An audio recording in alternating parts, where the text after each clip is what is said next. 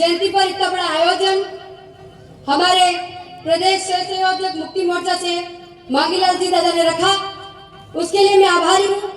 और यहाँ के तमाम वडील और सभी साथी गणवीर बहनों सभी का मैं खूब खूब जोहार आभार करती हूँ। और इस मंच का मैं आभार करती हूँ कि मुझे ये मंच दिया गया और बांसवाड़ा से मेरी वाणी सुनने के लिए यहाँ पर दूर वहाँ गेट से भाई मेरे वापस यहाँ आए हैं।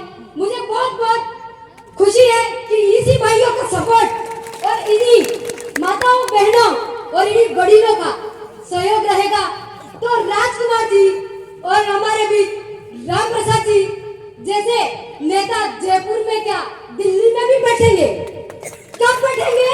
जब हमारे जैसे काम करने वाले कार्यकर्ता लोग और हमारी बहनें और हमारी माताएं सभी एकजुट होंगी। और ये 5 अंगुलियां जो है ना, इसमें से एक अंगुली भी अगर बिक गई ना कांग्रेस और बीजेपी के दलों में तो 5 अंगुलियां सही से काम नहीं कर पाएंगी। ये 5 अंगुलियां है। अपन खाना खाते, मसल के खाना खाते, क्या 3 अंगुली से अपन खा सकते हैं? 5 अंगुली होगी तो हम मसल के खाना आराम से खा सकेंगे। और आदिवासी जो कि वीर कौम जो न किसी से डरने वाली है और न किसी की गुलाम रही है।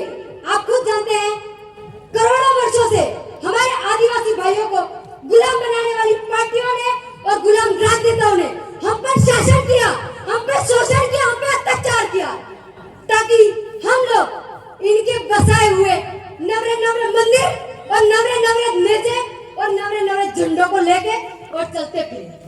क्यों भाई?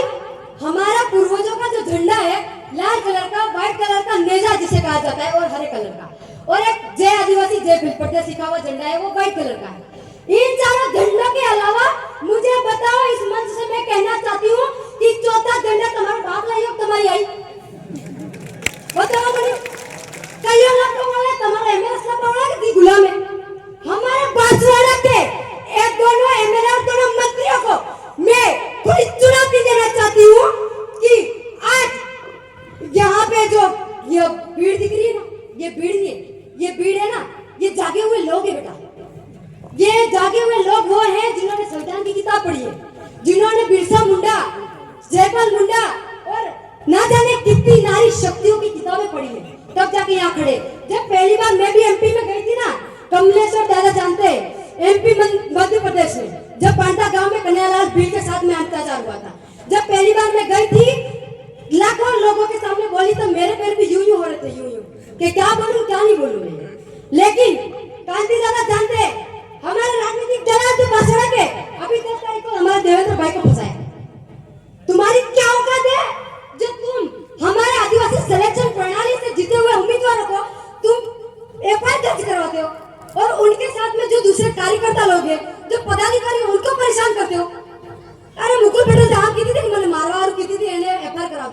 તમારા બાપ તમે સબૂત તો લઈને આવો કે તમે કોર્ટમાં તો સબૂત માંગી દો તારે મુકુલને તમે પેશ કરી શકો અમે ડાયરેક્ટ આમ જવાબ નહીં મુકુલ પટેલ 7 કિલોમીટર સિટી માનગઢ ધામ અહીંની સ્પીડ્યું ને જોરાવર દાદા બોલવાવાળા છે ને મારા પપ્પાના મામા હે નિવિશ્વા દાદા ને પૂછી લો તમે ने मारा बाप दादा है कि हमारे, अरे मैं तो उदयपुर में रही हूँ शुरू से, लेकिन मेरे बाप दादा जो मेरे दादाजी है और मेरे ये जोरावर दादा जो मेरे मामा जी है मेरे पिताजी के, वो खुद वहां पे मानगढ़ धाम पे मक्की नो रोटो ने मरस पोटली बांधी खबर टांगी लई दवा वाला है मानगढ़ ने आई बहन खवा ना टांडे सर पावळ તમારો બાપ લઈયો તો આઈ કે બીજી નવરી ગોધંડો લઈને આવે કે તારે જાય પછી બીજે નરો પડતા થઈ सूप साप लाइन पसंद आई जादू के तेल की पोटली आए उनके पानी वाइन वाच मारो का हाल लियो क्योंकि मानगढ़ की जो तपोभूमि है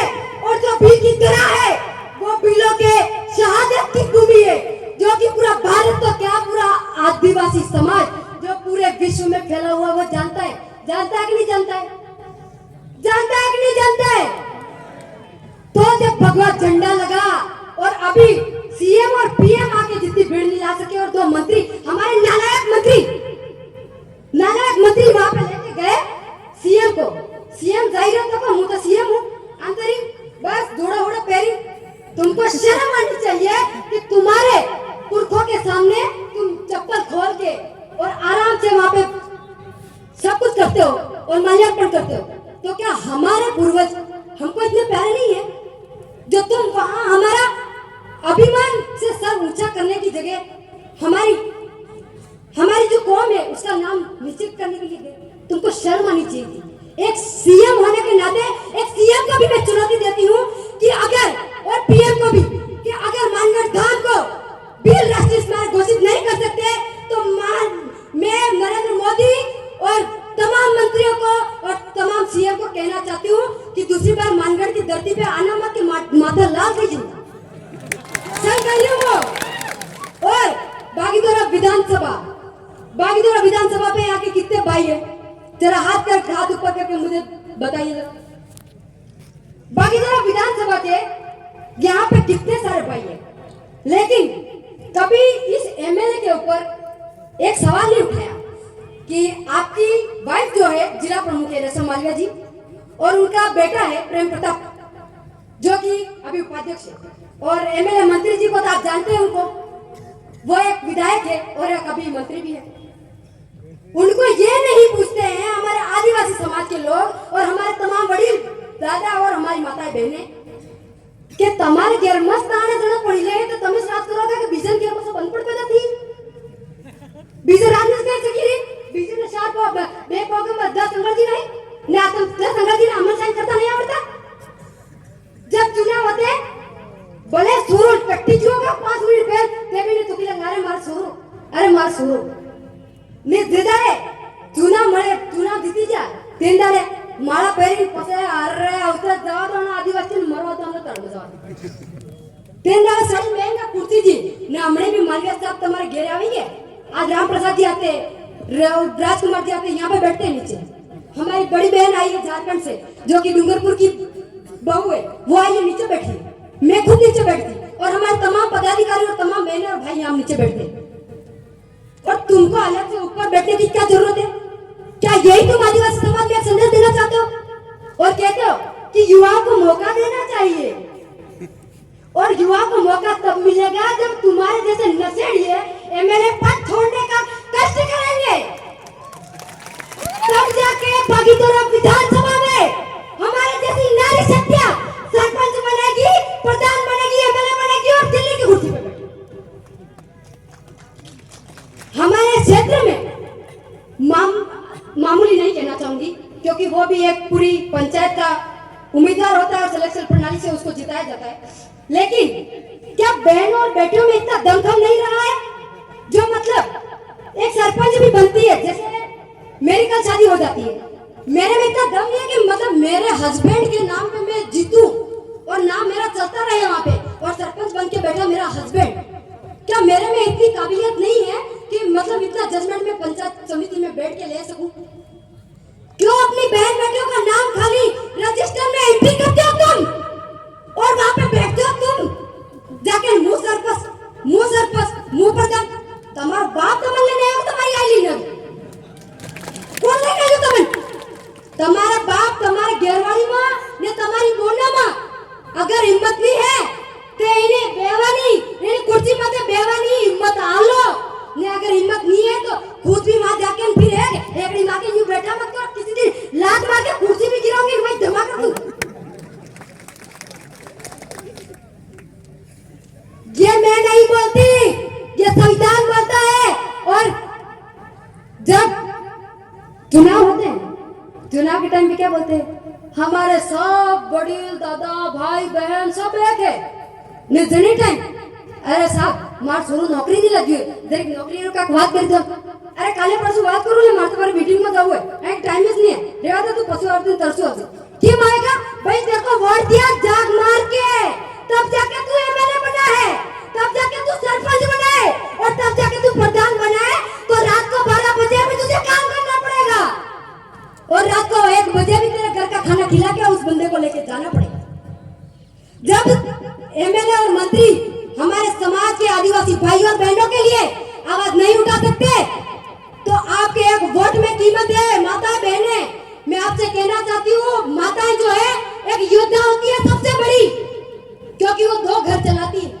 और उनके बड़ दादा ने कहा था बेणेश्वर में कि इन्होंने 2 काटे थे, एक था आई ने गिरे, एक था हारी में। એટલે आई ने दादी ने बाई ने सब मोटी અને આ દૂધી પરવાળા કેણ કરતે ખબર પડી તમને?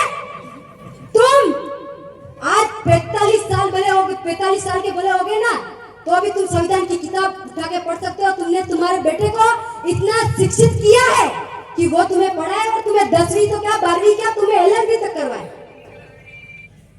क्या मैं गलत बोल रही हूँ? मुझे बोलने का शौक नहीं है, लेकिन इन राजनेताओं की चमचागिरी और इन राजनीतिक दबावों में हमारे आदिवासी भाई और हमारे आदिवासी बहनें जो कि दबी हुई है, जो बोलना नहीं चाहती, और चुनाव के लास्ट में ये कहा जाता है बड़ी बड़ी रैलियां करते हैं, अरे मन जीताड़ू आटला आटला हम करीगा ने बाद जीतवा बाद कहीं नहीं दिखेगा। એટલે તમારે એક વોટ में ताकत है। एक बार पता है सीपी जोशी एक वोट से हारा था। एक वोट गिनती है, हमारा एक वोट उस इंसान को दो जो पंचायत में भी अपना काम करने का जज्बा रखता है, और उसको एमएलए बनाओ जो कि पूरी विधानसभा को संभाल सकता है, और सीएम भी उसी को बनाओ जो कि पूरे राजस्थान को संभाल सके। अशोक गहलोत जैसे दल्ले नेताओं की कोई जरूरत नहीं है, और मोदी के जैसे दल्लों की भी कोई जरूरत नहीं है। मानगर धाम जो कि 80% जमीन राजस्थान की है और 20% जमीन खाली गुजरात की है। मोदी जी को इतने सालों में कभी मानगढ़ याद नहीं आया।